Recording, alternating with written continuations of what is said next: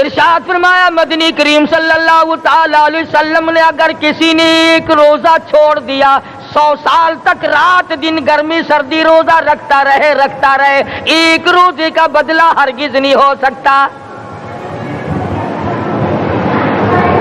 رمضان کے ایک روزے کا بدلہ نہیں ہو سکتا.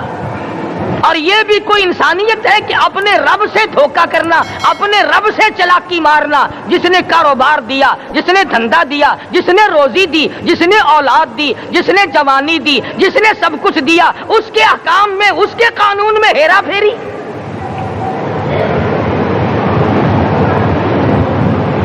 صحابہ کرام رضوان اللہ تعالی علیہ مجمعین کی جماعت کے یہاں تو ایسا ہرگز نہ تھا. وہ لوگ تو تن من دھن سے اپنے آپ کو قربان کیا کرتے تھے. اب آپ خیال فرمائیں کہ رمضان کا 17واں روزہ ہے اور جنگ بدر ہوا ہے. اسلام کی سب سے پہلی لڑائی روزوں میں ہوئی. اسلام کی سب سے پہلی لڑائی روزوں میں ہوئی. صحابہ کے پاس ریشن نہیں، اسلحہ نہیں، ساز و سامان نہیں، تلوار نہیں، تیر نہیں، گھوڑے نہیں، اونٹ نہیں، کچھ بھی نہیں، مگر پہلا میدان محمد کریم صلی اللہ علیہ وسلم کو جو صحابہ کرام کو بھگتنا پڑا وہ روزے کے ساتھ تھا اور گرمی کا موسم تھا.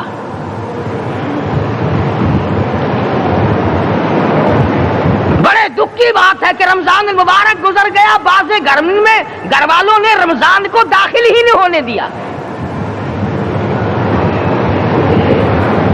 اچھے بھلے کھاتے پیتے آدمی روزہ نہیں رکھتے. مزدوروں کو یہ بہانہ ملا کہ ہم کاروبار کرتے ہیں، روزہ کیسے رکھیں؟ ارے اگر موت آ گئی تو تیرا باپ کمائی کرے گا، اور اگر بیمار پڑ جائے پھر کون کمائی کرتا ہے؟ ارکان اسلام میں سے ہے روزہ، احکام اسلام میں سے ہے روزہ، اسلام کی بنیاد میں سے ہے روزہ. نماز بھی اور روزہ بھی. جس نے نماز کی پرواہ نہ کی اس نے ایک ستون گرا دیا، جس نے روزے کی پرواہ نہ کی اس نے دوسرا ستون گرا دیا، جس نے زکات کی پرواہ نہ کی اس نے تیسرا ستون گرا دیا، جس نے حج کی پرواہ نہ کی اس نے سارے اسلام کی عمارت کو ڈھا دیا.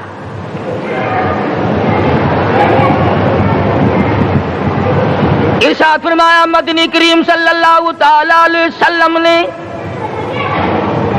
کئی لوگ قیامت کے دن اپنی قبر سے اٹھیں گے، ان کے منہ سے کستوری کی خوشبو آ رہی ہوگی. لوگ کہیں گے الہی یہ کون لوگ ہیں؟ جواب ملے گا تم کھایا کرتے تھے، تم پیا کرتے تھے، یا روزے رکھا کرتے تھے، روزہ رکھنے والے لوگ ہیں.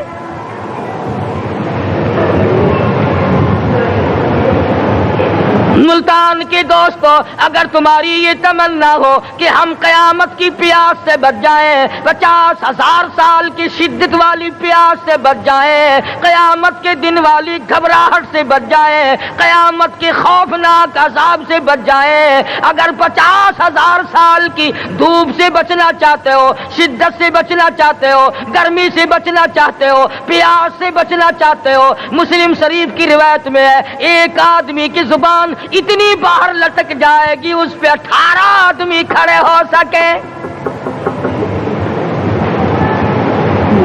ان تمام پیاسوں سے، گھبراہٹوں سے اگر بچنا چاہتے ہو، اتنی شدید گھبراہٹ آئے گی، اتنا سخت ماحول بن جائے گا. قرآن کریم کہتا ہے یا ایھا الناس اتقوا ربکم، ڈرو اپنے پروردگار سے جتنے تمہیں آنکھیں دی. اتقوا ربکم، ڈرو اس پروردگار سے جس نے زبان دی. اتقوا ربکم، ڈرو اس پروردگار سے جس نے اولاد دی. اتقوا ربکم، ڈرو اس پروردگار سے جس نے کاروبار دیا. ڈرو اس پروردگار سے جس نے ہاتھ دیے، جس نے پیر دیے. فرمایا اتقوا ربکم ان زلزلۃ الساعۃ شیء عظیم. اتنا سخت گھبراہٹ ہوگا قیامت کے دن. نبی کریم صلی اللہ علیہ وسلم نے فرمایا اگر کوئی اس پیاس سے بچنا چاہتا ہے، اس گھبراہٹ سے بچنا چاہتا ہے، تو ایک ہی صورت ہے کہ وہ رمضان کے روزے رکھا کرے. حدیث میں آتا ہے کہ قیامت کے دن اللہ پاک جل شان عرش عظیم کے سائے میں کچھ لوگوں کو دسترخوان پہ بٹھا کر کھانا کھلائیں گے. اس تباہ کاریوں والے دن، پریشان حال والے دن، جس دن یہ حال ہو، فرمایا یوم یفر المرء من اخیہ و امہ و ابیہ و صاحبتہ و بنیہ. اما ابا بیوی اولاد کوئی بھی کام آنے کو تیار نہیں. حالات اس طرح سے دگرگوں بن جائیں گے. فرمایا کلا اذا بلغت التراقی وقیل من راق وظن انہ الفراق والتفت الساق بالساق الى ربک یومئذ المساق. فرمایا موت تمہارا کام آ کر تمام کر دے گی. یہ ہاتھ کام نہ کریں گے، یہ آنکھ کام نہ کریں گی، یہ پیر کام نہ کریں گے، یہ دل و دماغ نکما ہو جائے گا، یہ بیوی بچے کام نہ آئیں گے، یہ دھن دولت کام نہ آئے گی. تمام کا تمام نظام کائنات بیکار ہو جائے گا. تو خداوند کریم نے رمضان المبارک کے ساتھ ساتھ شب قدر کی حاج کی رات عطا فرمائی اور یوں فرمایا اے میرے محبوب آپ رویا نہ کریں، آپ غم زدہ نہ ہوں، آپ پریشان حال نہ رہا کریں. میں نے تیری امت پہ کرم کر دیا، ایک رات ایسی عطا کر دی جو 1000 مہینوں سے بہتر ہے. اور قرآن کریم پڑھنے کا لطف میں اور آپ کیا جانے. جاؤ ابو بکر صدیق رضی اللہ تعالیٰ عنہ سے پوچھو کیسا قرآن کریم پڑھا کرتا تھا. سارے کافروں نے کھڑے ہو کر کے اعتراض کیا ابو بکر کو ہم زور سے قرآن کریم نہیں پڑھنے دیں گے. ابو بکر قرآن پڑھتا ہے، ہماری عورتیں پر اثر انداز ہوتا ہے، ہمارے بچوں پہ اثر ہوتا ہے. اور مکے کے کافروں کا یہ بیان ہے کہ جب صدیق اکبر قرآن پڑھتا تھا پہاڑ لرز جایا کرتے تھے.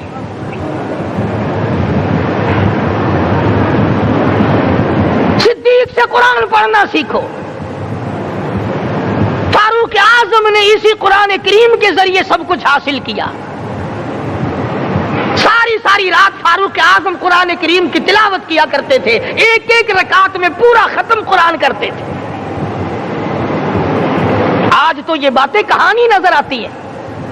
صدیق اکبر سے قرآن پڑھنا سیکھو، فاروق اعظم سے قرآن کریم پڑھنا سیکھو. سیدنا عثمان ذی النورین رضی اللہ تعالیٰ ایک رات میں اور ایک رکعت میں پورا قرآن ختم کیا کرتے تھے. نبی کا دوہرا داماد عثمان ذی النورین، جس کو دیکھ کر حضور اکرم صلی اللہ علیہ وسلم فرمایا کرتے تھے او لوگوں میں عثمان سے حیا نہ کروں جس سے آسمان کے فرشتے بھی حیا کرتے ہیں، جس کا آسمان والے فرشتے بھی ادب کرتے ہیں، میں اس کا ادب نہ کروں.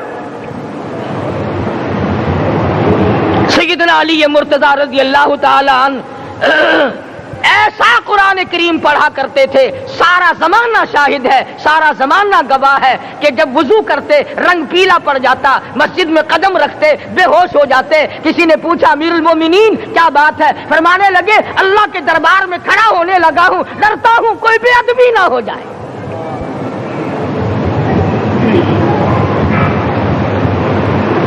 قرآن کریم ان سے پڑھنا سیکھو. حسین نے تلواروں کی چھاؤں میں قرآن پڑھا، نیزے کی نوک پہ قرآن پڑھا. سعید بن مسیب نے تلواروں کی چھاؤں میں قرآن پڑھا. حضرت امام احمد بن حنبل نے کوڑوں کی گونج میں قرآن پڑھا. ابو حنیفہ رحمت اللہ علیہ نے جیل سے جنازہ نکلنے سے پہلے قرآن پڑھا. علامہ ابن تیمیہ نے جیل کے مینارے میں قرآن پڑھا اور کوڑے کھائے.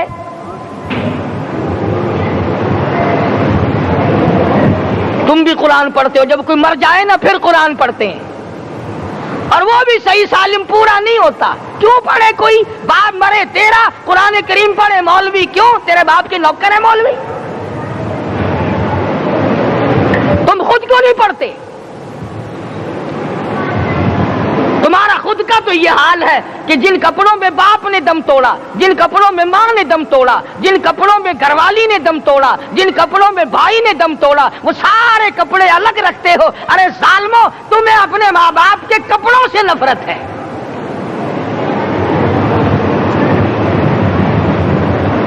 باپ کی دکان سے نفرت تو نہیں، باپ کی چارپائی سے بڑی نفرت ہے۔ جس بستر پہ باپ دم توڑے تم اس بستر کو نہیں استعمال کرتے۔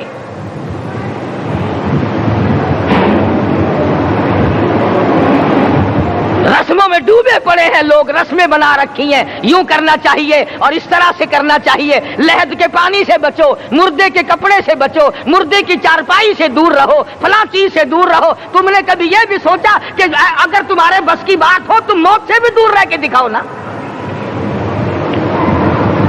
اور وہ تو یہ شکر ہے کہ اللہ پاک نے قانون موت کا اپنے ہاتھ میں رکھا، ورنہ یہ جتنے بڑے بڑے ہیں نا، یہ سارے کے سارے فرشتوں کو پیسے دے کر ہمیں مرواتے رہتے۔ یقین جانو، سرمایہ دار اور یہ بڑے بڑے افسر سب بچے رہتے، ہمارا تختہ نکلوا دیتے۔ شکر ہے اسرائیل رشوت نہیں لیتا۔ اگر وہاں نوٹوں کے تھبے چلتے تو یقین جانو چپکے سے کان میں کہہ دیا کرتے اسرائیل کے برابر والے کا کام کر دے، میرا نہیں، برابر والے کا رگڑا نکال دے۔ اللہ نے نظام اپنے ہاتھ میں رکھا، پھر بھی لوگ نہیں ڈرتے۔ فرمایا تبارک الذی بیدہ الملک، تمام برکتیں اس ذات کے ہاتھ میں ہے جس کا ملک میں راج ہے۔ وَهُوَ عَلَىٰ كُلِّ شَيْءٍ قَدِيرٌ، ہر چیز پہ وہ قادر ہے۔ سمندر کا قطرہ قطرہ اس کے قبضے قدرت میں، درختوں کا ایک ایک پتا اس کے قبضے قدرت میں، زمین کا ایک ایک ذرہ رب العالمین کے قبضے قدرت میں ہے، پہاڑوں اور پتھروں کی ایک ایک کنکری اللہ کے اپنے قبضے میں ہے، موت اور زندگی کا نظام بھی اس نے اپنے قبضے میں رکھا ہے۔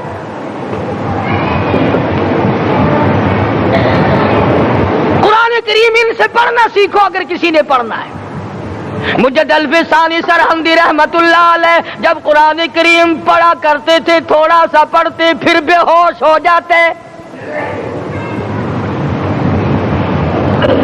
شاہ ولی اللہ نے مار کھا کر قرآن کریم پڑھا، شاہ عبدالعزیز کے دونوں ہاتھوں کے انگوٹھے کھینچ کر نکال دیے گئے، مگر قرآن پڑھا۔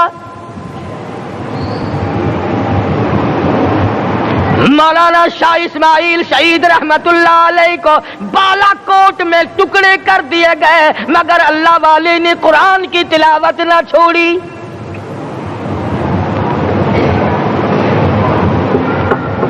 ان حضرات نے قرآن پڑھا ہے۔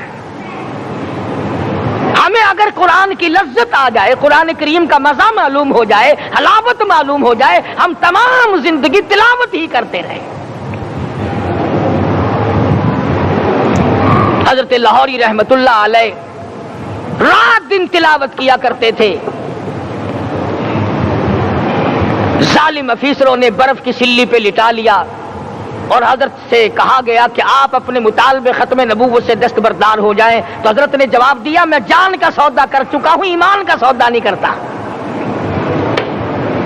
سید عطا اللہ شاہ صاحب بخاری سب قید رحمت اللہ علیہ جیل میں ہے، 20 سیر گندم روزانہ پیسنے کے لیے ملتی ہے، پسا ہوا آٹا انتظامیہ کے حوالے کر دیتے ہیں۔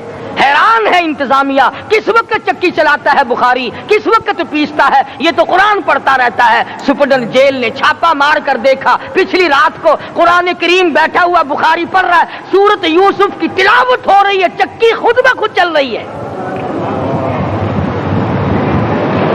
دانے خود بخود اٹھ کر چکی میں پڑھ رہے ہیں۔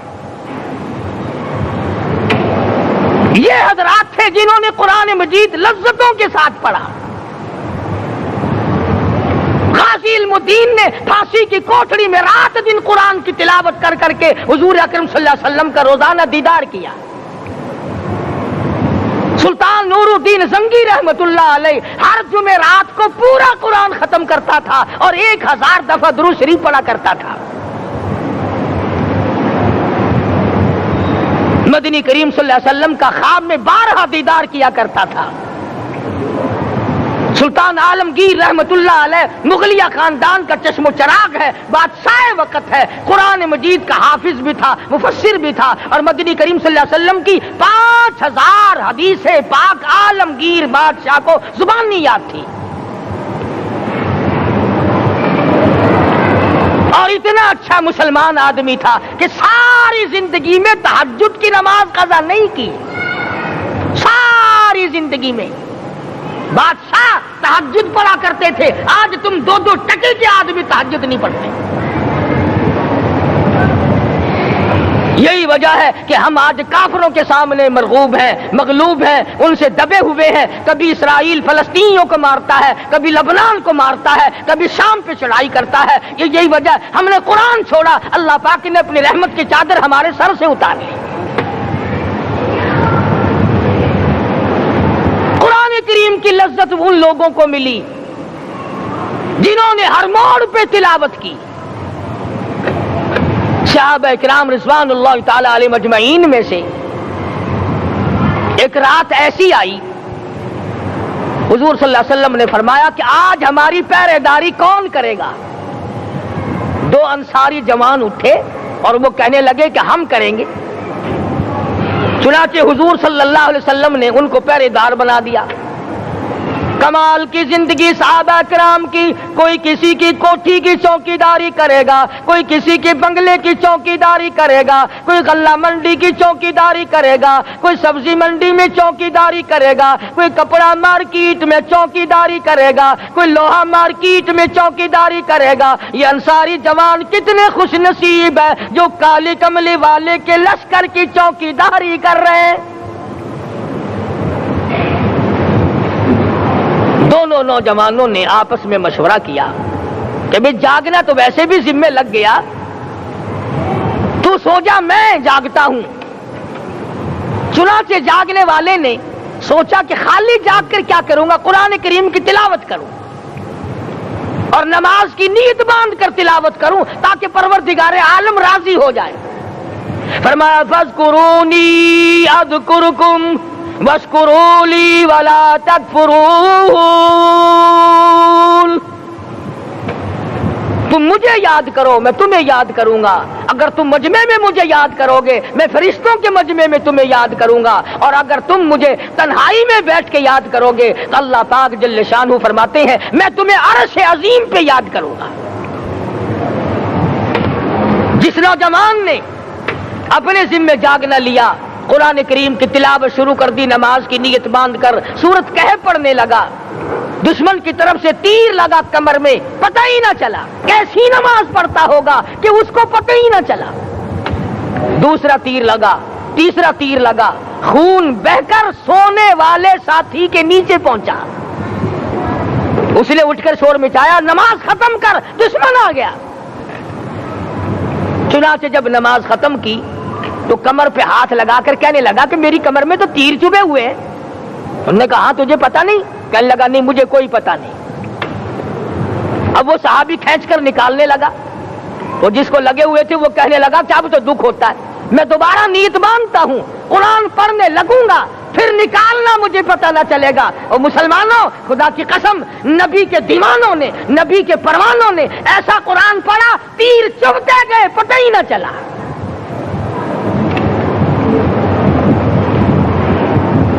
میرے نبی تیرے نبی ساری کائنات کے نبی، عرشیوں کے نبی فرشیوں کے نبی مدنی کریم صلی اللہ علیہ وسلم نے ایک ایک وقت میں 15 دن درختوں کے پتے چبا کر خدا کا قرآن پڑھا۔ آج ہم لوگ مکھن کھا کر قرآن نہیں پڑھتے۔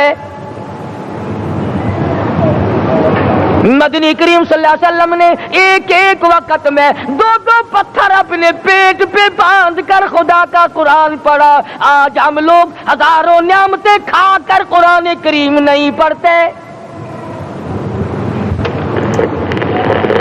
سیدہ عائشہ صدیقہ رضی اللہ تعالی عنہا فرماتی ہیں کہ جب رمضان کا چاند نظر آتا تو حضور صلی اللہ علیہ وسلم کا رنگ پیلا پڑ جاتا، دعا میں عاجزی بڑھ جاتی، رکعت لمبی ہو جاتی، سجدے لمبے ہو جاتے، اللہ سے مانگنا بڑھ جاتا۔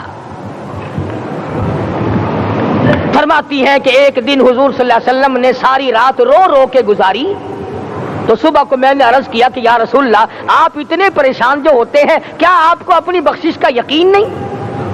تو آپ نے فرمایا میری عائشہ، جب مجھے یقین ہے تو کیا میں خدا کا شکر گزار بندہ نہ بنوں؟ اس نے جو مجھے اتنا بڑا مرتبہ عطا کیا ہے، میں اس کا شکر گزار بندہ نہ بنوں؟ نبی ساری رات روئے، امتی ساری عمر میں ایک دن نہ رویا۔ فرمایا ان تعذبهم فإنهم عبادك، ان تعذبهم فإنهم عبادك وَإِن تَغْفِرْ لَهُمْ فَإِنَّكَ أَنْتَ الْعَزِيزُ الْحَكِيمُ۔ ساری رات گزار دی اسی آیت کو تلاوت کرتے کرتے محمد عربی صلی اللہ علیہ وسلم نے، او میرے رب، اگر تو ان کو عذاب دے تو یہ تیرے بندے ہیں، اور اگر معاف کر دے گا تو تیرے خزانے میں کوئی کمی نہیں۔ وَإِن تَغْفِرْ لَهُمْ فَإِنَّكَ أَنْتَ الْعَزِيزُ الْحَكِيمُ۔ تو بخشنے والا ہے، تو غالب اور حکمتوں کا مالک ہے، تیرے یہاں کون سی کمی آ جائے گی؟ صحابہ کرام تو جیا کرتے تھے اسی کے سہارے سے۔ سیدنا معاذ بن جبل رضی اللہ تعالیٰ ہر وقت دعا کرتے تھے، الہی جب میری موت آئے، رمضان کا مہینہ ہو، گرمی کا موسم ہو، میرا روزہ ہو، جہاد فی سبیل اللہ ہو، کافروں سے مقابلہ ہو رہا ہو، لڑائی ہو، اعلان ہو چکا ہو، تؤمنون باللہ ورسولہ وتجاہدون فی سبیل اللہ۔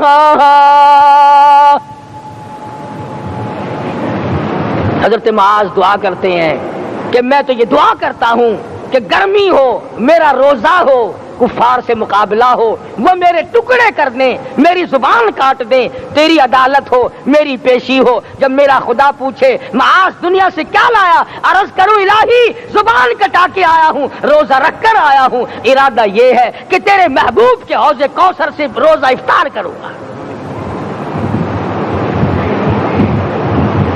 آج قوم کھلے بندوں کھاتی پھرتی ہے، انہیں شب قدر کا کیا پتا، انہیں لیلۃ القدر کا کیا پتا، انہیں رمضان المبارک کی بابرکت گھڑیوں کا کیا پتا۔ فرمایا انا انزلناہ فی لیلۃ القدر وما ادراک ما لیلۃ القدر۔ شب قدر وہ رات ہے جس میں میں نے قرآن کو نازل کیا۔ جمہور علماء کے نزدیک آج کی رات ہے وہ جس میں قرآن کریم نازل ہوا۔ حدیث میں آتا کہ جنت میں درخت اسی رات میں لگائے گئے۔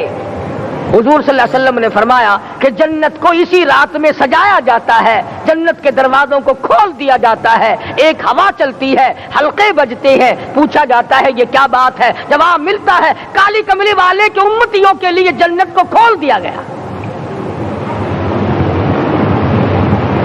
آج جو لوگ مانگ رہے ہیں، جو لوگ اللہ کے ذکر میں بیٹھے ہیں، یہ پاگل نہیں، یہ دیوانے نہیں۔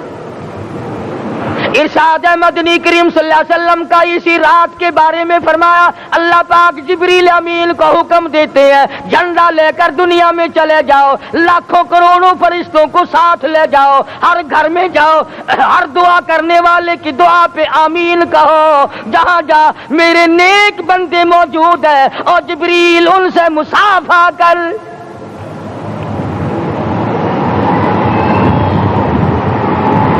قسم کا آدمی آج بھی محروم ہے، مرد بھی عورتیں بھی کان کھول کر سن لیں، چار قسم کے آدمی آج کی رات بھی اللہ کی رحمت سے محروم ہے، شب قدر کی برکتوں سے محروم ہے، سعادتوں سے محروم ہے، رمضان کی خوشبختیوں سے محروم ہے۔ چار قسم کا آدمی۔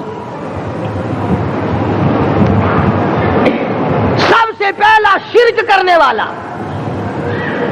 اللہ کی ذات میں، صفات میں کسی ولی کو، کسی پیر کو، کسی فقیر کو، کسی پیغمبر کو، کسی غوث قطب اور ابدال کو جو شریک کرتا ہے، نہ اس کو شب قدر کام آتی ہے، نہ رمضان کام آتا ہے۔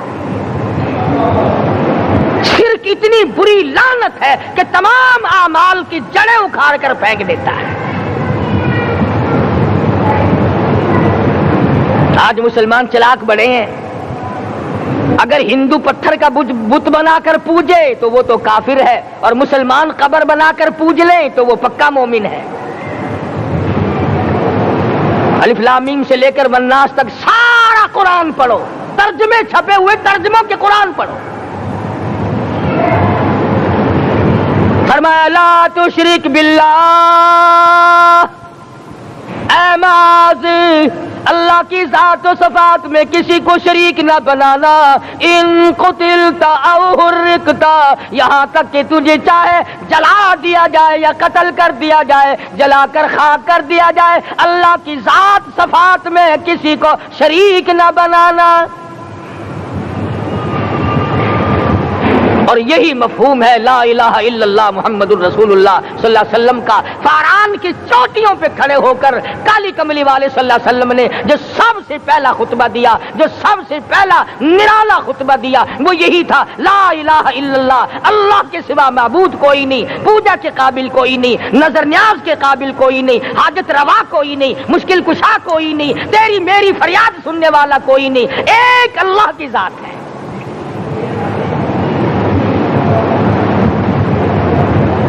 آج تو لوگ درختوں کی پوجا الگ کرتے ہیں، پانی کی پوجا الگ کرتے ہیں، قبروں کی پوجا الگ کرتے ہیں، اور پھر مومن کے مومن ہیں۔ تو چار قسم کے آدمی اس رات میں بھی اللہ کی رحمت سے محروم ہے۔ سب سے پہلا شرک کرنے والا، دوسرے نمبر پہ جس کے گھر میں کتا ہو یا خنزیر ہو، شوقیہ کتا یا خنزیر پال رکھا ہو، تیسرے نمبر پر وہ مرد عورت جو بدکاری بدماشی کر کے بے غسلے پڑے ہوں، اس گھر میں جبریل یا کوئی رحمت کا فرشتہ آج دریائے کرم بہ رہا ہے پھر بھی نہیں جاتے۔ اور چوتھے نمبر والا جو مسئلہ ہے اس میں ایسا معلوم ہوتا ہے کہ ہمارے کسی کے گھر میں بھی فرشتے نہیں جائیں گے۔ اب پہلے 3 نمبروں میں تو آپ خوش ہو گئے ہوں گے کہ الحمدللہ کافی سارے لوگ ہیں جو شرک نہیں کرتے یا کتا خنزیر نہیں پالتے، الحمدللہ نیک لوگ ہیں، اچھی نسل ہے، شرافت والے ہیں، بدکاری بدماشی زنا بھی نہیں کرتے۔ مگر چوتھا جرم ایسا ہے کہ وہ عام لوگ کرتے ہیں اور عام گھر محروم رہ جاتے ہیں، اور وہ ہے شوقیہ تصویر گھر میں رکھنا۔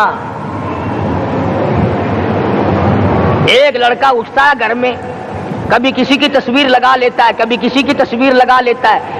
ایک لڑکے نے جو حرکت کی سارا گھر محروم ہو گیا اللہ کی رحمت سے۔ شب قدر والی رات میں، لیلۃ القدر کی رات میں، نجات والی رات میں، کامیابی والی رات میں، رستگاری والی رات میں، اللہ کی رحمت والی رات میں، بخشش والی رات میں، آج کی رات میں اللہ پاک کروڑوں آدمیوں کو دوزخ سے نکال کر جنت کا داخلہ عطا فرمائیں گے۔ یہ 4 قسم کے آدمی پھر بھی محروم ہیں۔ اپنے آپ کو بچانے کی کوشش کرو، عام رحمت برسے پھر بھی اگر محروم رہ جائے کتنی بری بات ہے۔ امام فخر الدین رازی رحمت اللہ علیہ نے لکھا ہے کہ شب قدر کی عبادت اگر ایک رات کسی کو مل جائے تو 83 سال 4 مہینے مستقل عبادت میں گزارنے کا ثواب ملتا ہے۔ اسی کو فرمایا انا انزلناہ فی لیلۃ القدر وما ادراک ما لیلۃ القدر۔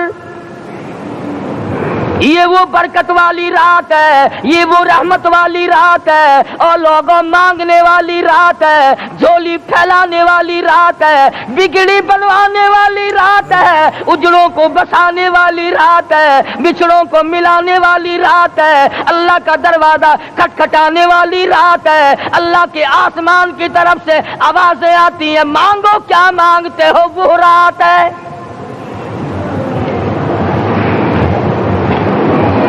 اب نبی کریم صلی اللہ علیہ وسلم کی زبان مبارک پر اگر کوئی یقین نہ کرے تو اس کا کیا علاج ہے؟ صحابہ کرام کو تمام چیزوں پہ یقین تھا، اس لیے قرآن نے ان کی گواہی دی، اذ جاءوکم من فوقکم ومن اسفل منکم واذ زاغت الابصار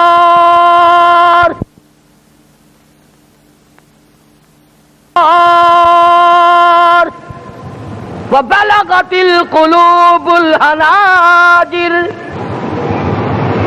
فرمایا کہ صحابہ کے سانس گلے میں اٹک گئے تھے، پیاس اور بھوک کی وجہ سے میدان جہاد میں کھڑے تھے، پریشان حال تھے، مگر پھر بھی اتنا مضبوط ایمان تھا، کہتے تھے وما زادہم الا ایمانا و تسلیما، ہمارا نبی سچا، ہمارا خدا سچا، ہمارا قرآن سچا۔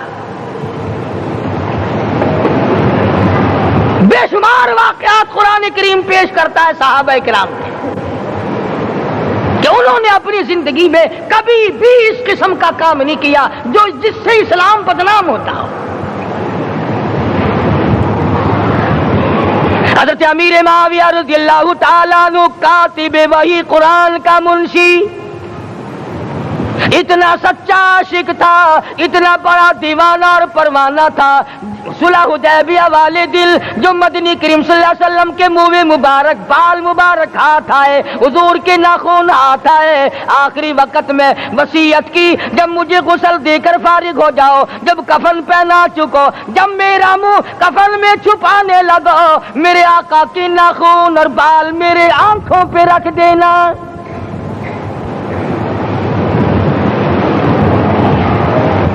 اس قدر جذبہ تھا ان حضرات میں، اور نماز کبھی کسی صحابی نے قضا نہیں کی۔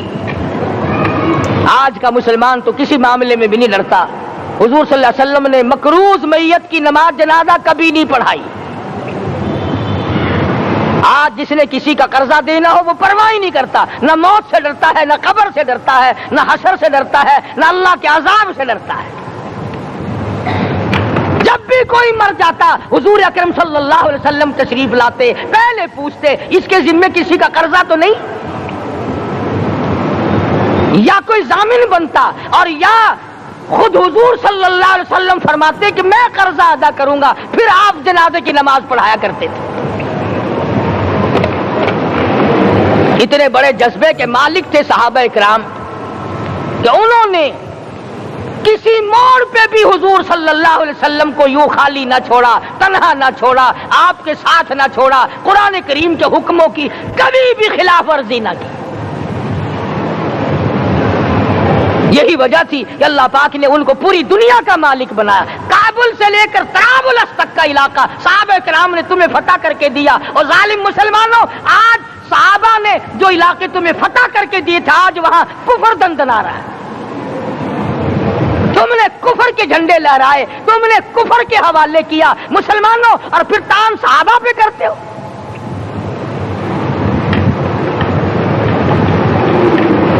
آج کی رات کے بارے میں قرآن کریم فیصلہ کرتا ہے، فرمایا لیلۃ القدر خیر من الف شہر،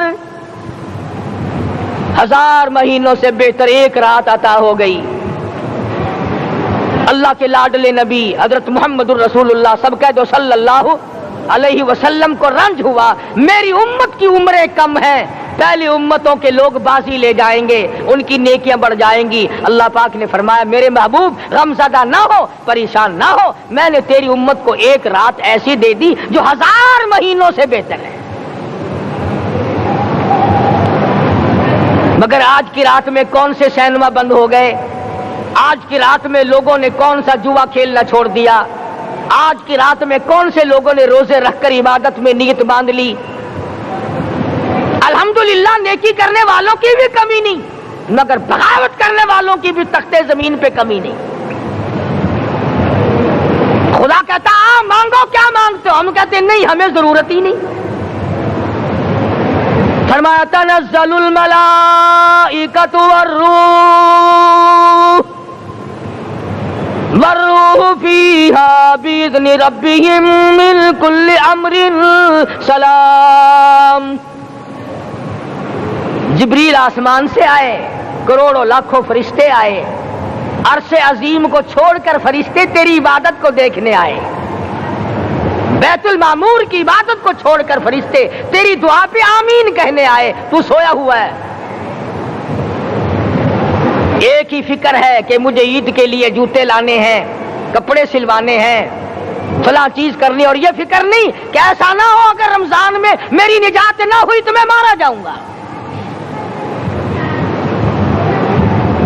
اس کی ذات بڑی بے نیاز ہے، وہ جب کسی کو نوازتا ہے تو یوں ہی نوازتا ہے. اللہ اکبر.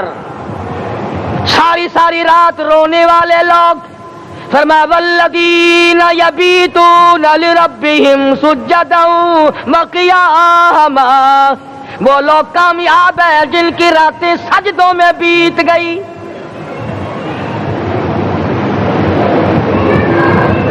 ان مسجدوں میں ہم سے قرآن نہیں پڑھا جاتا، پنکھوں کے نیچے قرآن نہیں پڑھا جاتا. مولانا حسین احمد مدنی اور حضرت شیخ الہند رحمت اللہ علیہ نے قاہرہ کے جیل خانے میں 18 سیر مکئی پیستے پیستے خدا کا قرآن پڑھا. چکی چلاتے چلاتے قرآن یاد کیا اور قرآن پڑھا. مولانا ابوالکلام آزاد نے رانچی جیل میں خدا کا قرآن پڑھا. مجدد الفسانی نے گوالیار کے جیل خانے میں خدا کا قرآن پڑھا. دلی کے چاروں طرف 4000 عربی مدرسے تھے، 4000 عربی مدرسے تھے. انگریز سے مقابلہ کیا علماء نے، اللہ والوں نے. کفر کے سامنے سر جھکایا نہیں، کفر کے سامنے ڈرے نہیں، مرعوب نہیں ہوئے، مغلوب نہیں ہوئے. 4000 مدرسوں میں سے دلی سے مراد آباد تک، دلی سے پانی پت تک، دلی سے لے کر غازی آباد تک چاروں طرف کے علاقے میں کوئی درخت ایسا نہ تھا جس پہ کسی عالم دین کی لاش نہ لٹکی ہو.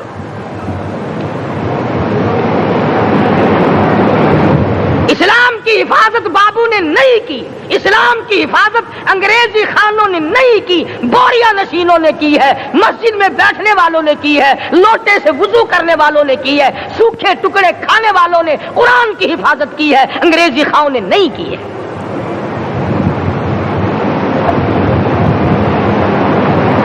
مولانا جعفر تھنیسری رحمت اللہ علیہ، مولانا حمید اللہ، مولانا یحییٰ صورت والے، 3 عالم دین کو پکڑا ہے انگریز نے. کالے پانی میں جاؤ، کئی میل لمبا چوڑا قبرستان جا کے وہاں دیکھو گے اور ان کی قبروں کے پاس کھڑے ہو کے پوچھنا تم یہاں کیوں آئے تھے، خدا کی قسم سارے تمہیں جواب دیں گے ہم اپنی قوم کے ساتھ وفاداری کرتے ہوئے آئے ہیں.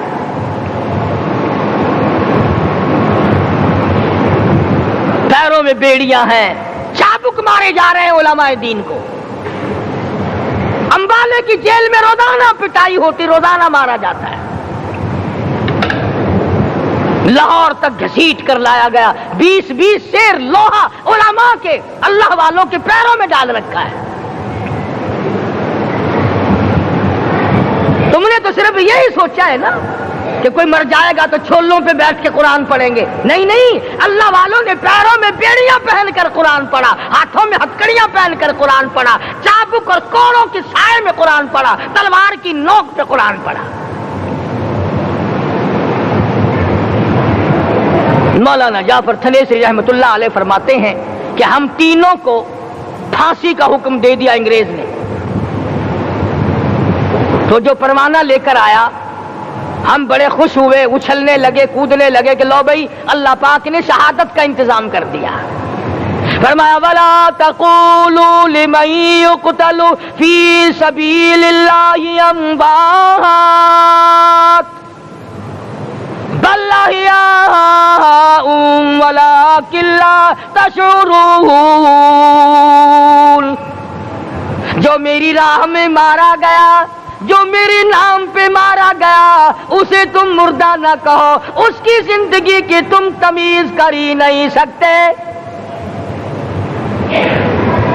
میرے نام پہ مرنے والا، میرے قرآن پہ مرنے والا، میرے دین پہ مرنے والا اور میرے نام پہ سر کٹانے والا، حدیث میں آتا ہے قیامت کا میدان ہوگا، شہیدوں کی جماعتیں آئیں گی، اللہ پاک شہداء کو فرمائیں گے جاؤ ہم نے تمہیں جنت دے دی، شہید کھڑے ہیں، آواز آئے گی جاؤ ہم نے تمہیں حوریں دے دی، شہید کھڑے ہیں، آواز آئے گی جاؤ ہم نے تمہیں سرخ یاقوت کے مکان دے دیے، شہید کھڑے ہیں، جاؤ ہم نے تمہیں سبز یاقوت کے مکان دے دیے، شہید کھڑے ہیں، جاؤ ہم نے تمہیں سونے چاندی کی اینٹوں والے مکان دے دیے، شہداء کھڑے ہیں، جاؤ ہم نے تمہیں مشک و عنبر زعفران کے گارے کے بنے ہوئے مکان دے دیے، شہید کھڑے ہیں۔ اللہ پوچھے گا مانگو کیا مانگتے ہو؟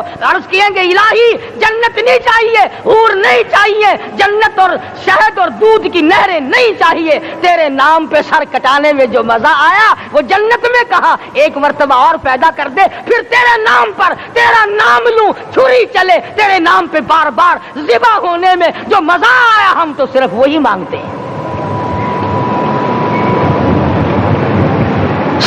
اور خود سرکار مدینہ سب کہہ دو صلی اللہ علیہ وسلم نے فرمایا کہ مجھے اللہ کی راہ میں 100 مرتبہ ذبح کیا جائے، 100 مرتبہ زندہ کیا جائے، میں پھر بھی لا الہ الا اللہ محمد الرسول اللہ کی توحید کی تبلیغ سے میں پیچھے نہیں ہٹوں گا۔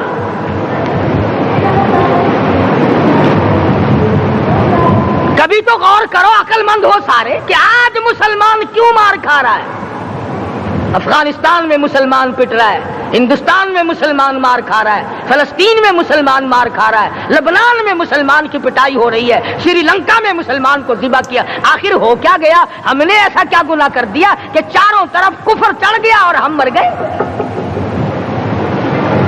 تم نے قرآن چھوڑا، اللہ نے اپنی رحمت کی چادر اتاری، اللہ نے ساتھ چھوڑ دیا، اللہ نے نصرت کرنی چھوڑ دی، ورنہ قرآن میں خدا کا وعدہ ہے مسلمان تو کھڑا ہو جا، مجاہد بن کر میدان میں تو آ، مقابلہ میں کروں گا، خدا کی قسم یہ قرآن گواہ ہے، آل عمران گواہ ہے، 4واں سپارہ قرآن کا گواہ ہے کہ صحابہ کہتے ہیں ہم نے چھڑی، درخت کی چھڑی کامچی توڑ کر کافر کی طرف یوں اشارہ کیا، گردن وہ جا کے پڑی۔ میدان بدر میں مرنے والے کافروں کا بیان ہے کہ ہمیں انہوں نے نہیں مارا، ہمیں تو کسی اور نے مارا ہے۔